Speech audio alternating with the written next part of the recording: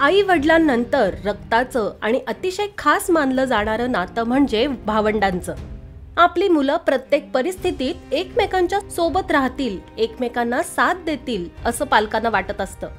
मात्र मुलं मोठी होताच आपल्या मार्गाने पुढे जातात। कधी कधी भावांमधील नातं देखील खास राहतं आणि ते एकमेकांसाठी काहीही करायला तयार असतात। मात्र कधी कधी अगदी छोट्या छोट्या गोष्टींमुळे यात कटुता येते। याचा परिणाम अनेकदा फार भयानक होतो।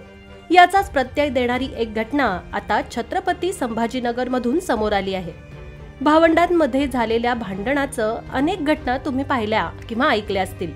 मात्र भांडणात जर भावानेच भावाचा जीव घेतला तर अशीच एक धक्कादायक घटना आता समोर आली आहे। शेती आणि सामायिक घर तसंच जुन्या वादातून सख्खा भाऊ आणि पुतण्याने एका व्यक्तीला मारहाण केली।